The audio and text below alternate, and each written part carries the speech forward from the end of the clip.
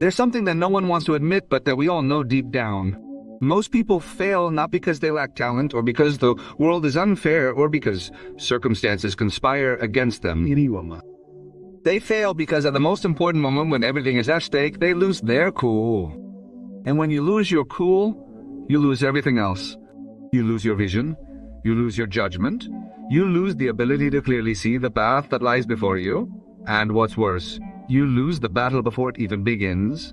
Because success, contrary to what you've been told, is not the product of emotional intensity. It's not the result of uncontrolled passion or frenetic urgency or piety. Success is the product of mental clarity, and mental clarity only exists where calm dwells. Let me ask you something. How many times have you made an important decision under pressure, and then, when everything calmed down, you realized it was a mistake? How many times have you said words that you couldn't take back? Have you signed contracts that you shouldn't have signed? Have you ended relationships that you could have saved simply because you were upset at the time? The answer is probably more than you'd like to admit, because we've all been there. We've all experienced that moment when your heart beats so fast that you can't detour to your own reasoning, that moment when adrenaline hijacks your brain and you become a reactive animal, not a thinking being. And in that state, we make the worst decisions of our lives. Calm is not passivity. That's the first misunderstanding we need to clear up. When we talk about calm, we're not talking about resignation or cowardice or indifference. Calm is a form of power. It is perhaps the highest form of power that a human being can achieve, because calm is control. And those who control themselves control their destiny. He who cannot control himself will be controlled by circumstances, by emotions, by others. Yeah. He will live at the mercy of every wind that blows, of every provocation he receives, of every crisis that appears. And that is no way to live, much less is it a way to succeed. The ancient Stoics understood this more than 2,000 years ago. Marcus Aurelius, Emperor of Rome, the most powerful man in the known world at the time, wrote in his personal meditations about the importance of self-control. He did not write about conquests, or glory, or power. He wrote about the only battle that really mattered, the eternal battle. The battle to maintain a clear mind in the midst of chaos. Because he knew something that most people do not. That no matter how many armies you command, how much wealth you accumulate, how much power you wield, if you cannot command yourself, everything else is an illusion. Everything else can collapse in an instant of loss of control. And here is the hardest truth. The modern world is designed to rob you of your calm. Every single day, from the moment you open your eyes until the moment you close them, you are bombarded with stimuli designed to activate your nervous system, to put you in high alert, to generate anxiety, urgency, fear. We live in a state of constant activation, a state of perpetual emergency. And in that state, clarity is impossible. Wisdom is impossible, so far I know. Sustainable success is impossible. Think about the last time you saw someone who was successful, truly successful. Losing your temper in public is rare, isn't it? And when it does happen, when a public figure loses their composure, what happens? Their career falters. Their reputation suffers, because deep down we all recognize that someone who cannot control themselves is not worthy of our trust, is not worthy of leadership, is not worthy of the success they have achieved, because we instinctively know that their success is built on sand, that it is only a matter of time before their own lack of control destroys it too. Calmness gives you something that no other quality can. Time. When you are calm, time expands. Situations that others experience as an avalanche of chaos, you experience as a clear sequence of events. You can see each piece of the puzzle. You can evaluate each option. You can anticipate consequences. Others act. You decide. Others react. You respond. And that difference, subtle as it may seem, is the difference between success and failure, between building a legacy and destroying an opportunity. There's a concept in psychology called the amygdala hijack. In response to perceived threat, your amygdala, the primitive part of your brain responsible for survival, takes control.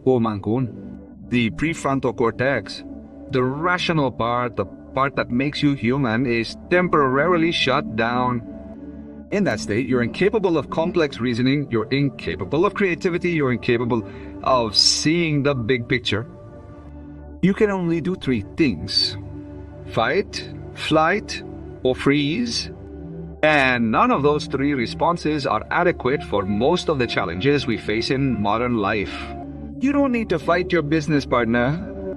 You don't need to run away from a difficult conversation. You don't need to be paralyzed by a major financial decision. You need to think. You need clarity.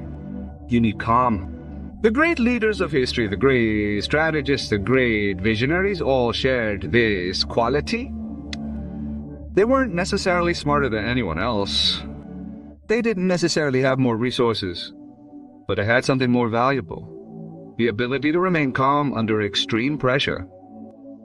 When everyone around them was panicking, they remained centered, and that calmness spread. It functioned as a solid anchor for those around him, becoming the bedrock upon which victory was constructed. But here's the problem. No one teaches you how to cultivate calm. We spend years in educational institutions learning math, history, science, language, but no one teaches us the most important skill of all: how to regulate our own nervous systems, how to maintain composure when everything is falling apart, how to find peace in the midst of the storm. And as a result, most people live in a state of constant reactivity. They are like ships without anchors, tossed from side to side by every wave that comes. And let me tell you something else. Loss of calm is cumulative. Every time you lose control, it becomes easier to lose it the next time. You create a neurological pattern. You train your brain to respond with anxiety, with rage, with panic, and eventually that becomes your default state. You become a reactive person, a person who lives at the mercy of their emotions. And from that place, sustainable success is impossible, because success requires patience. It requires perseverance. It requires the ability to stay the course even when all signs point to giving up. I want you to think about something. The biggest regrets of your life, the worst decisions you've made, what emotional state you were in when you made them. I bet you weren't calm. I bet you were angry or scared or desperate or elated, because bad decisions are rarely made from a place of calm. Calm protects us from ourselves, it protects us from our impulsivity, it protects us from our tendency to sabotage what we're building. There's a fundamental difference between emotional suppression and emotional regulation. Suppression is denial, it's pushing down. It's pretending you don't feel what you feel, and that's toxic. That creates internal pressure that eventually explodes. But regulating is different. Regulating is acknowledging the emotion, understanding it, and then consciously deciding how to respond. You're not denying your anger. You're choosing not to let anger make decisions for you. You're not denying your fear. You're choosing not to let fear paralyze you. That's the essence of calm. Not the absence of emotion, but the mastery over it. And here's the beautiful paradox. When you learn to stay calm, when you develop that ability to stay centered, no matter what's going on around you, you start to experience something extraordinary. You start to bring opportunities to yourself. You start to make better decisions. You start to build stronger relationships, because people feel safe with you, they trust you, they know that you're not going to go to at the first sign of difficulty. They know they can count on you when the going gets tough. And when the going gets tough, and in a world full of reactive and unpredictable people, that makes you an invaluable resource. And the world's best negotiators know this. When in a high-stakes negotiation, it's not the one who shouts the loudest who wins. It's not the one who appears the most desperate who wins. The one who can remain calm the longest. Who can endure the awkward silence. Who can wait patiently while the other party despairs wins. Because in those moments of tension, the one who stays calm retains the power. The same is true in personal conflicts. When you're in the middle of a heated argument, the one who loses their calm loses the argument. Because the moment you start yelling, the moment you start insulting, the moment you start saying things you'll later regret, you've lost all credibility. You've shown that you have no control over yourself. And if you have no control over yourself, how can you expect to be right about anything else? Calmness also protects you from burnout. Living in a state of constant agitation is exhausting. Drain your energy, impair your health, shorten your life. Chronic stress is one of the biggest silent killers of our time, and stress comes not so much from external circumstances as it does from our response to those circumstances. Two people can face the same situation. One experiences it as a catastrophe, the other as a manageable challenge. The difference is not in the situation, it's in the ability to maintain perspective, it's in staying calm. And let me be clear about something. Cultivating calm is not something that happens overnight. It's not a switch that you can flip. It's a practice. It's a muscle that you must train daily. Every time you feel anxiety starting to take hold and you choose to take a deep breath instead of reacting, you are strengthening that tupitu and that muscle. Every time someone provokes you and you choose to respond with composure instead of anger, you are building that capacity. It's in the small moments and these seemingly insignificant decisions of everyday life that your ability to stay calm under real pressure is made or broken. And here's another truth that few people understand. Calm is contagious, but so is chaos. If you enter a room anxious and agitated, you'll raise the anxiety level of everyone in the room. If you enter calm and centered, you anchor the space, you become a point of reference. Others, consciously or unconsciously, begin to regulate their own emotional state based on yours. That is real leadership. It is not about titles or positions. It is about the ability to influence the emotional state of a space simply by your presence.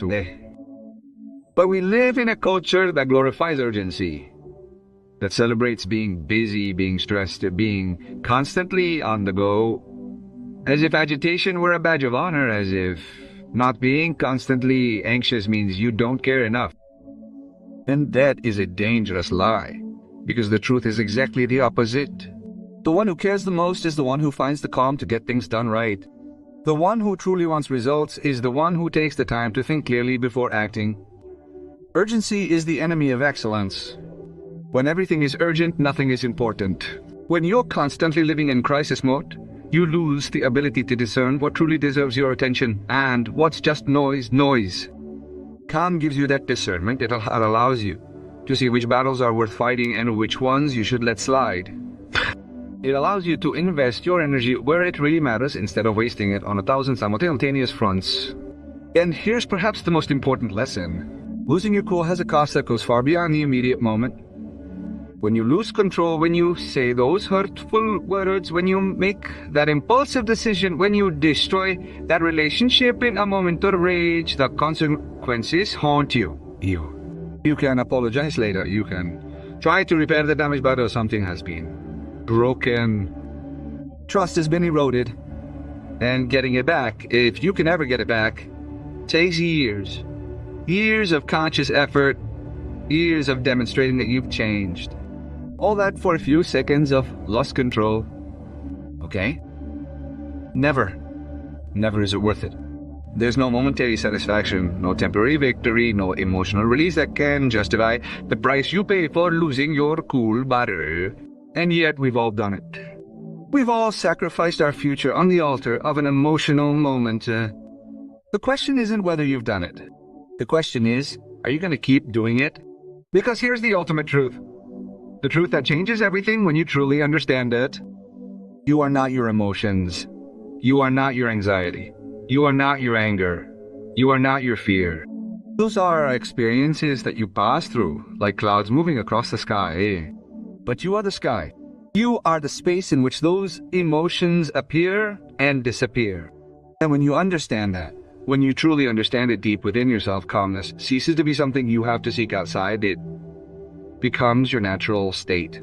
The success you seek, the achievements you pursue, the life you want to build, all of that is on the other side of calmness. Not on the other side of more frantic effort, not on the other side of more anxiety, on the other side of the ability to maintain mental clarity when all around you is chaos or business. Because from that place of calm, you see opportunities where others see obstacles. You see solutions where others see problems. You see the path where others see only confusion. So the question I leave you with is this. Who controls your life? You or your emotions? You or the circumstances? You or the last comment someone made about you? Who? Because someone who controls themselves cannot be destroyed from the outside. They may face losses. They may face challenges. They may face betrayals, but they refine standing. They remain centered. They remain on the path. And eventually they inevitably arrive where they set out to be, not because they were smarter or more talented or luckier, but because when everyone else lost their calm, and with it, the path, that person remained calm and firm. Words ako din calm, and from that calm built something that chaos could never destroy.